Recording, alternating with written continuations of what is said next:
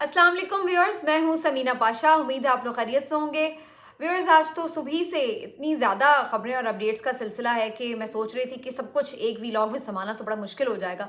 तो मुझे लगता है कि कुछ चीज़ें मुझे अगले वीलॉग में शिफ्ट करनी पड़ेंगी। आज ही इमरान खान साहब के हवाले से जेल से खबरें हैं।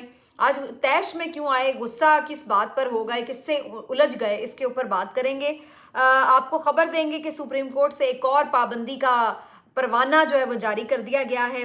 उसके बाद जनाब आपको बताएंगे कि क्या खबरें हैं जो मुर्तज़ा सुलंगी साहब ने बिटवीन द लाइंस दे दी हैं सहाफ़ियों को आज प्रेस कॉन्फ्रेंस में।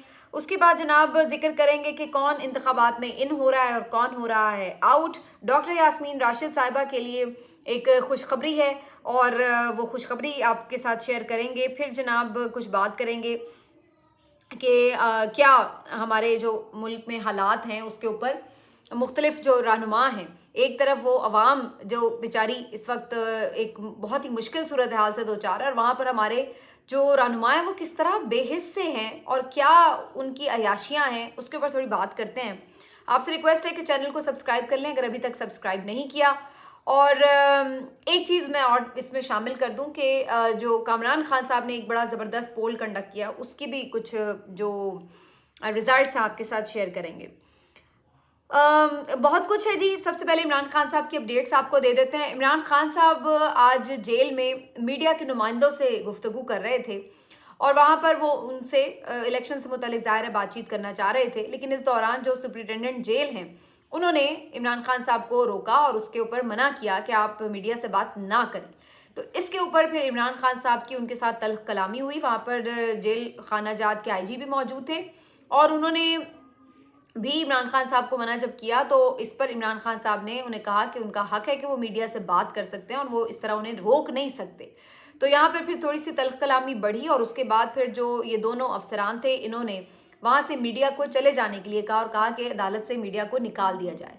और फिर अल्टीमेटली मीडिया के नुमाइंदों को जाना पड़ा, लेकिन इस दौरान इमरान खान साहब से उनकी थोड़ी गुफ्तगू हो गई जिसमें इमरान खान साहब ने अहम पैगाम दिया, कारकुनान के नाम भी, लोगों के नाम भी, और कहा कि ये बड़ा फैसला कुन इलेक्शन है और इसका जो मुकद्दर है वो इस आपके हाथ पे वोट की पर्ची में है और इसमें अगर आप बड़ी तादाद में निकलेंगे तो फिर आप इस पूरे जुल्म के निज़ाम को शिकस्त दे सकते हैं। साथ ही साथ इमरान खान साहब ने ये पैगाम दिया है कि 8 फरवरी से पहले ज़रूरी ये है कि कैंपेन को तेज़ किया जाए और इस सिलसिले में इतवार से बाकायदा एक ओपन किस्म की कैंपेन जो है वो शुरू की जाए। पीटीआई की तरफ से तमाम कारकुन इतवार के दिन बाहर निकलें। तो एक दफ़ा फिर से इमरान खान साहब ने पीटीआई के कारकुनों, वोटर सपोर्टरों को बाहर निकलने के लिए जारी कर दिया है ऐलान, और अब देखते हैं कि उनकी कॉल पर क्या होता है। तो बहरहाल जी ये एक वाकया पेश आया। अलीमा खान साहिबा इसके ऊपर काफ़ी गुस्से में नजर आई। मीडिया टॉक में उन्होंने इस बात पर एहतजाज किया कि इमरान खान साहब से बदतमीजी क्यों की गई।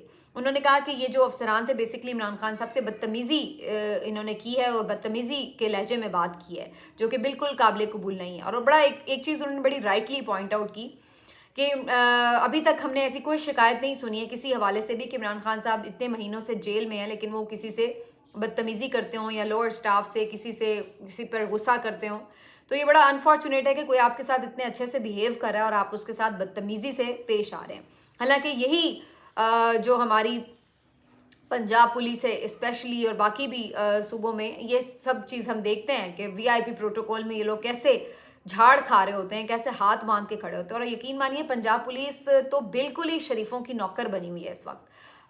बिल्कुल जिसको कहते हैं ना कि ये तो जब ऑपोजिशन में भी होते हैं ना तो पंजाब पुलिस फिर भी उन्हीं की नौकरी कर रही होती है। ये मैं आपको बता दूं, ये इनके हालात हैं पंजाब पुलिस के। तो ये बिल्कुल ठीक बात है कि बाकी लोग इनको फिर जूते की नोक पर रखते हैं, इनको इनकी औकात में रखते हैं तो ये लोग ठीक रहते हैं। जब इनसे इज्जत से बात की जाती है तो फिर इन लोगों को इज्जत रास नहीं आती। तो ये सूरत हाल है जी पंजाब पुलिस की। बहरहाल ये आज वाकया अनफॉर्चुनेट था लेकिन पेश आया। उसके बाद बैरिस्टर अली ज़फ़र साहब भी आज बता रहे थे कि इमरान खान साहब ने इतवार के दिन बाकायदा एक ओपन कैंपेन के लिए कहा है। बाकी सोशल मीडिया पर चल रही है, कुछ लोग अपने अपने हलकों में थोड़ी बहुत कैंपेनिंग, कॉर्नर मीटिंग्स वगैरह कर रहे हैं, लेकिन पीटीआई की तरफ से अभी भी कोई बड़ा जलसा, एक ऑर्गेनाइज्ड बड़ा जलसा नहीं किया गया है। तो मेरा ख्याल है कि अब इस पर पीटीआई को करना होगा काम। बाकी इन आउट की बात बताऊं तो आपको बताऊं कि जी फवाद चौधरी साहब ने आज इलेक्शन का बाकायदा बॉयकॉट कर दिया है। फवाद चौधरी साहब, उनके भाई, उनके कज़न्स जो इस जहलम के हलकों में बहुत असर व रसूख रखते हैं और बड़े काम भी इन्होंने किए नो डाउट, लेकिन फवाद चौधरी साहब को काफ़ी मुश्किलात का सामना करना पड़ा इस दफ़ा।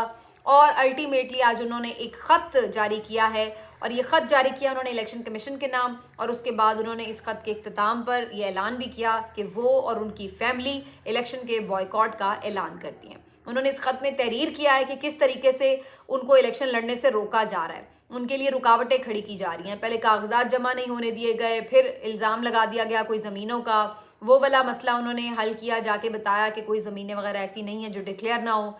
तो एक फजूल सा ऑब्जेक्शन लगाया गया कि जी ईजी पैसा का जो अकाउंट है वो आपने मेंशन नहीं किया। और फिर उसके बाद यहाँ पे बस नहीं है, थ्रू आउट ये मुझे बता रहे हैं, और मैं इस पे इसलिए भी कह सकती हूँ क्योंकि आपको मालूम है कि फैसल चौधरी साहब जो फवाद चौधरी के भाई हैं वो मेरे साथ शो पे एक परमानेंट पैनलिस्ट है, तो उनसे जब भी हमारी बात होती है थोड़ी बहुत, ज़ाहिर है मैं उनसे कोशिश करती हूँ कि इनसाइड कुछ जान सकूँ, तो वो थ्रू आउट इस बात के ऊपर मुझे बताते रहे हैं कि उनके जो हल्के के कारकुन हैं उनके साथ बहुत बदतमीज़ी की जा रही है, छापे पड़ रहे हैं, लोगों को गिरफ्तार किया जाता है बार बार, और काफ़ी उनके लिए मसाइल क्रिएट किए जाते हैं। तो ये सब भी चलता रहा। फिर फवाद चौधरी साहब के पेपर्स जो थे वो बिल्कुल ही मुस्तरद कर दिए गए। फैसल चौधरी साहब के कागजात मंजूर हो गए थे, लेकिन इसके बावजूद भी उन्हें भी यही पैगाम दिए जा रहे थे कि वो भी इलेक्शन ना लड़ें। और जो उनसे भी छोटे भाई हैं फराज चौधरी, उनको तो ये पैगाम दिया गया कि आप जेल में ही दोबारा नजर ना आए। तो ये सारी सूरत हाल है। उनकी जो पूरी फैमिली है वो काफ़ी ज़्यादा इनका इस वक्त टॉर्चर बर्दाश्त कर चुकी है और काफ़ी ज़्यादा उनके लिए मुश्किलात भी लाई गई हैं। हालांकि फवाद चौधरी साहब बहुत पहले ही पीटीआई से यानी चले गए थे, उन्होंने एक ट्वीट के ज़रिए लाताल्लुकी का ऐलान कर दिया था, लेकिन उनसे फरमाइश कुछ ज़रूरत से ज़्यादा थी जो कि वो पूरी नहीं करना चाह रहे थे। और अल्टीमेटली अब सूरत हाल ये है कि फिर उनकी जो पूरी फैमिली है उन्होंने भी भुगता है, और अब वो तंग आकर उन्होंने कहा जब आपने इलेक्शन लड़ना ही नहीं देना तो फिर ऐसे इलेक्शन को हम भी क्यों लेजिटिमेसी दें। तो फवाद चौधरी साहब ने कहा है कि इलेक्शन कमीशन से इस्तीफ़ा मांगना भी बेकार है, लिहाजा हम खुद ही इलेक्शन से बॉयकॉट कर जाते हैं। तो फवाद चौधरी साहब और उनकी पूरी फैमिली अब जेलम के इलेक्शन से बिल्कुल अलग हो गए हैं। तो ये एक अनफॉर्चुनेट बात है। जो मुख्तलिफ लोग हैं जो हलकों में काम करते हैं और जो हमें मुख्तलिफ मिनिस्ट्रीज़ में नज़र आए, उन्होंने सर्व किया, उनको अगर आप इस तरीके से इलेक्शन प्रोसेस से बाहर निकाल दें तो ये काहे की जमहूरियत है। देखिए इलेक्शन की जमहूरियत की तो बेस ही इलेक्शन है ना। तो अगर आप किसी को लड़ने नहीं दे रहे, किसी को वोट नहीं डालने दे रहे, तो फिर ये ड्रामा क्यों हो रहा है। मैं तो बार बार कह रही हूँ कि ये ड्रामा हो क्यों रहा है, ये समझ नहीं आ रही है। जब किसी से आपने बल्ला छीन लिया, किसी से आपने कागज़ छीन लिए, अब आपने वोटर सपोर्टर को पोलिंग स्टेशन तक पता नहीं आने देना है कि नहीं आने देना, और आप अभी भी इस पे रुक नहीं रहे, अभी आपने इंटरनेट भी छीनना है, तो क्या क्या छीनेंगे आप। तो इससे बेहतर है भाई आप ना करवाएं इलेक्शन। क्यों करवा रहे हैं आप इलेक्शन, एक नोटिफिकेशन जारी करें और बना दें जिसको वजीर आजम आपने बनाना है। तो ये एक अजीब सी मुल्क में ला हासिल सी एक्सरसाइज है जिसके ऊपर पैसा भी खर्च किया जा रहा है बिला वजह, और पूरा एक हंगाम भी मचा हुआ है बिला वजह का। तो बहरहाल जी फवाद चौधरी साहब साइड पर हो गए हैं। इसी तरह की खबर हमाद अजहर साहब के वाले से, खैर वो साइड पे नहीं हुए, इसी तरह से मुराद ये कि उनके घर भी यही फस्तायत हमें नज़र आ रही है कि जहाँ पर उन्होंने ये क्लेम किया कि रात को 2 बजे उनके घर के ऊपर धावा बोला गया और आके तोड़फोड़ की गई है। हालांकि उनके जो बूढ़े वालिदैन हैं वो उस वक्त घर पे अकेले थे। उन्होंने पिक्चर्स भी शेयर की हैं अपने ट्विटर अकाउंट पर तोड़फोड़ की। तो ये कंटिन्यूसली उनकी फैमिली को भी हरासा किया जा रहा है। पहले भी इस किस्म का वाक़या पेश आया था। एक दफ़ा तो उनके वालिद साहब को ले भी गए थे साथ और फिर बाद में छोड़ा गया था। तो ये भी एक अगैन काबिल मज़म्मत चीज़। फिर उसके बाद हम देख रहे हैं कि मुर्तज़ा सुलंगी साहब इन तमाम हालात में आकर ये कह रहे हैं, अच्छा अब ये सारी चीज़ें एक तरफ हो रही हैं, दूसरी तरफ चीज़ें होती हैं कि आप कहते हैं कि जनाब अदालत कोई आपको रिलीफ देगी, या आपकी तवज्जो होती है कि चलो यार आप कोई सोशल मीडिया पर आवाज़ उठा लेंगे, मीडिया पर आवाज़ उठा लेंगे। मीडिया के हालात तो खैर बिल्कुल ऐसे हैं कि उन पे तो आप मतलब वो पढ़ लें, इन्ना लिल्लाह पढ़ लें। बाकी जो ये बात है कि जी सोशल मीडिया, तो उसका बंदोबस्त बार बार ये किया जा रहा है कि जी इंटरनेट बंद कर दें। आज मुर्तज़ा सुलंगी साहब ने अहम प्रेस कॉन्फ्रेंस की जिसमें उन्होंने सहाफ़ियों के सवालों के जवाब भी दिए, और मेरा ख्याल है ये एजाज़ सैयद साहब का सवाल था। इससे पहले वो जियो के रिपोर्ट कार्ड में इसके ऊपर बाकायदा अपनी ख़बर के तौर पर ये बता चुके हैं कि जो इलेक्शन डे है उससे एक दिन पहले और उसके एक दिन बाद तक, यानी इलेक्शन के 2-3 दिनों में इंटरनेट बंद रहेगा, मुअत्तल रहेगा। और इसका मकसद क्या हो सकता है? इसका मकसद सीधा सीधा हो सकता है कि जाहिर सी बात है आपने जो भी कुछ धांधला घपला, जो कुछ आपने कार्रवाइयाँ डालनी हैं वो आपने इसीलिए बंद किया है ताकि लोगों को पता ही ना चल सके। आप बिल्कुल एक गुप्त अंधेरे में जो मर्जी कर लें और किसी को नज़र ही ना आ सके। तो ये आपने जब काली कार्रवाइयाँ, स्याह कारनामे करने होते हैं, वारदातें डालनी होती हैं, तो फिर आप इसी तरह की हरकतें करते हैं। जब आपका सब कुछ शफाफ होता है तो आप कहते हैं भाई बिल्कुल इंटरनेट भी खुला है, मेन स्ट्रीम चैनल भी खुले हैं, इंटरनेशनल मीडिया भी खुला है, आए भाई जिसने आके देखना देखें, बिल्कुल साफ शफाफ इलेक्शन हो रहे हैं। लेकिन जब आपको पता है कि आपने बेसिकली इलेक्शन नहीं कराने हैं, आपने तो बेसिकली वारदात डालनी है, तो उस तरह की जो वारदात डालते हैं तो वो फिर इसी किस्म के हरकंडे आजमाते हैं कि वो फिर हर चीज़ बंद करते हैं। तो ये वाली सूरत हाल हमें नज़र आ रही है। और अब ये उन्होंने मुर्तज़ा सुलंगी साहब से जब सवाल किया एजाज सैयद ने, तो उन्होंने कहा कि वो इस बात की गारंटी नहीं कर सकते कि इंटरनेट में तातुल नहीं आएगा, यानी कि तातुल आएगा, आप इस चीज़ के लिए मेंटली प्रिपेयर हो जाएं।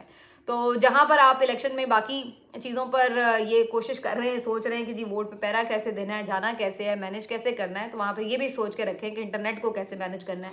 मुझे भी सोचना पड़ेगा क्योंकि आपसे रब्ता कैसे होगा इन 3 दिनों में, ये भी सोचने की बात है। तो बहरहाल एक तरफ ये और दूसरी तरफ सुप्रीम कोर्ट का भी कोई दरवाज़ा खटखटाए ना भाई, वहाँ से भी कोई उम्मीद ना रखी जाए। वहाँ पर भी काजी साहब बराजमान हैं और पहले तो उन्होंने JIT बनवा दी और उसके बाद अब उनके ऊपर जी तनकीद ना की जाए। और अब एक और हुक्मनामा जारी हुआ है सुप्रीम कोर्ट की तरफ से, जिसमें ख़ास तौर पर जो लोग वहाँ पर हेयरिंग के लिए जाते हैं, रिपोर्टर, सहाफ़ी वगैरह, उनके ऊपर सख्त पाबंदियाँ लगा दी गई हैं।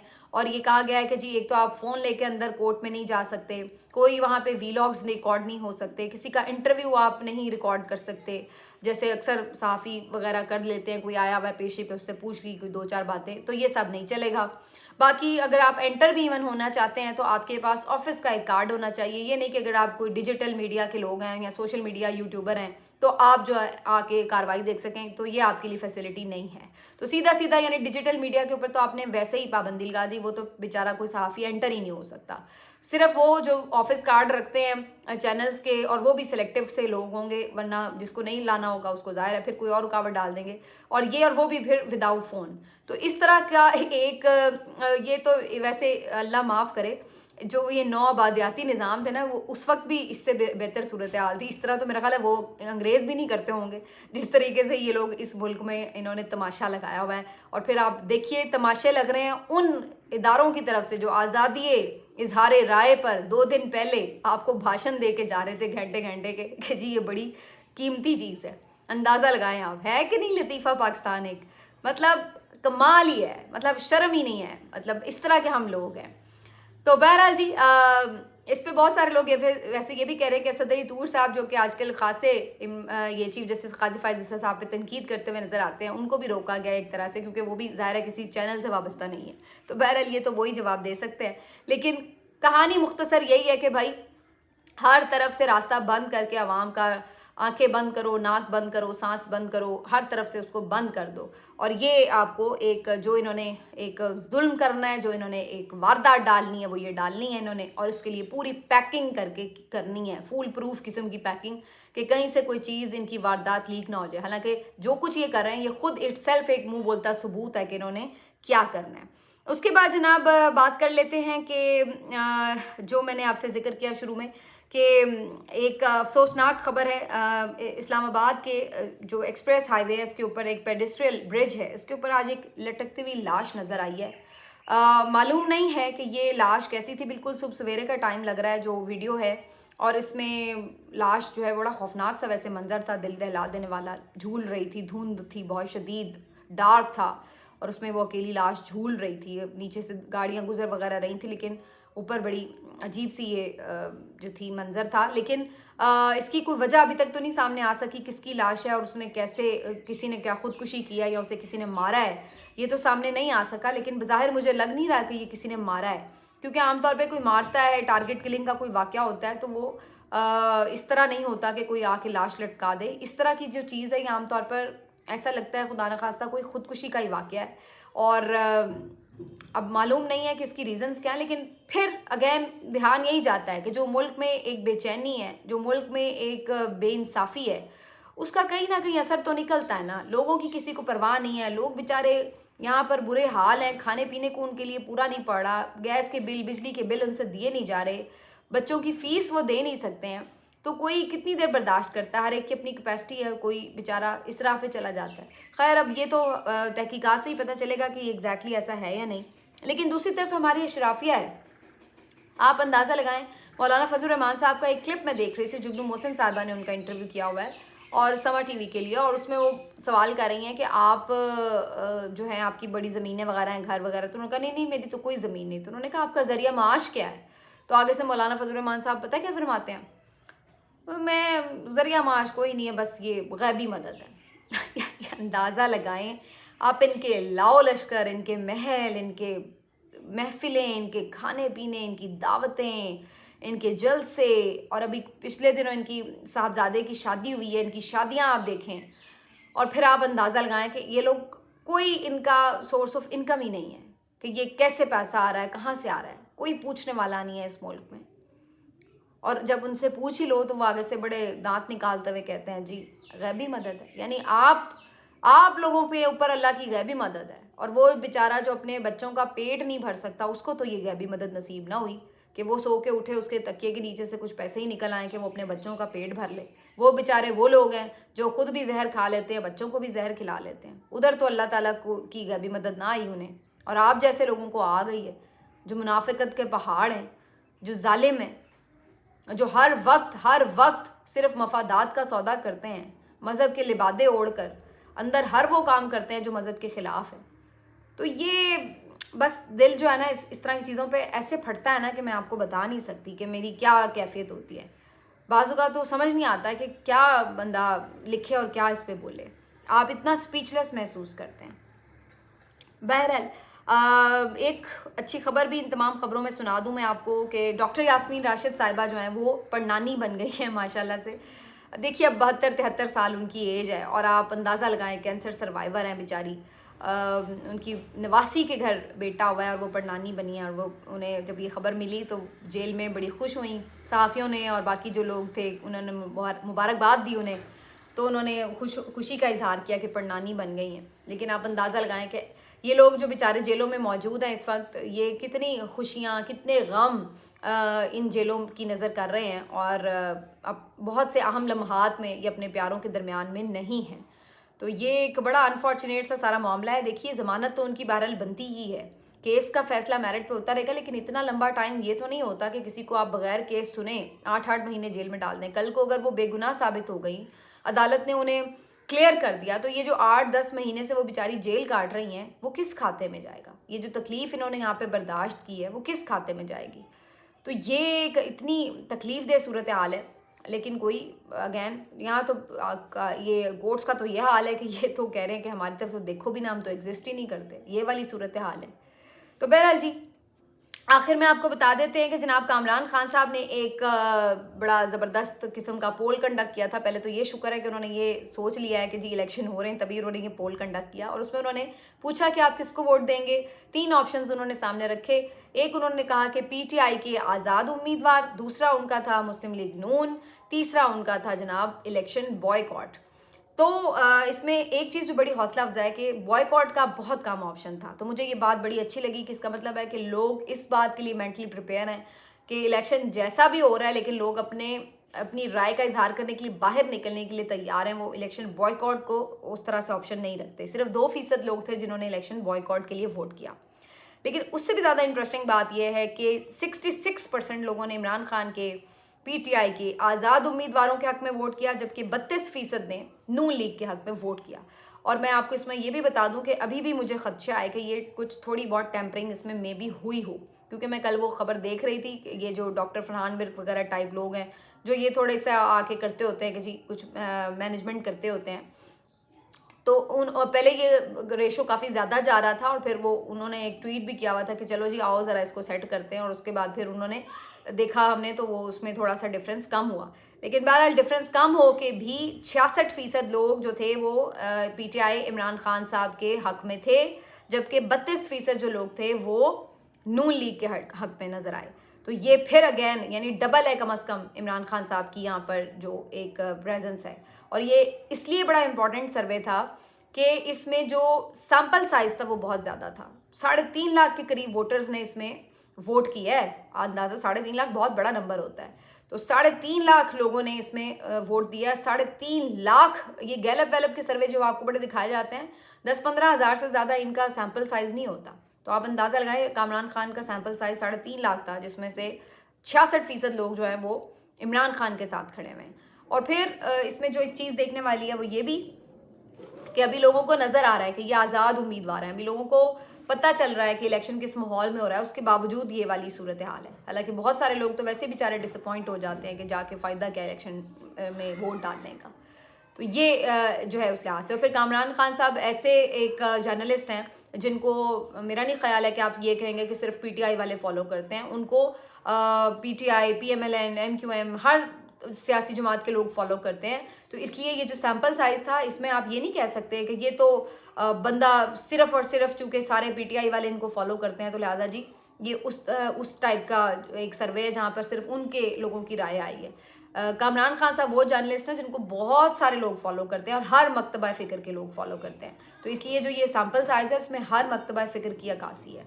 इससे आपको पता चल जाना चाहिए कि खल्क़े खुदा क्या चाहती है। लेकिन खल्क़े खुदा के रास्ते में मुसलसल रोड़े अटकाए जा रहे हैं और वो सबको नज़र आ रहा है। अब ये रोड़े आपको खुद ही अपने हाथों से उठाने पड़ेंगे। मिलते हैं आपसे अगले वीडियो में। अपना ख्याल रखिए। अल्लाह हाफ़िज़।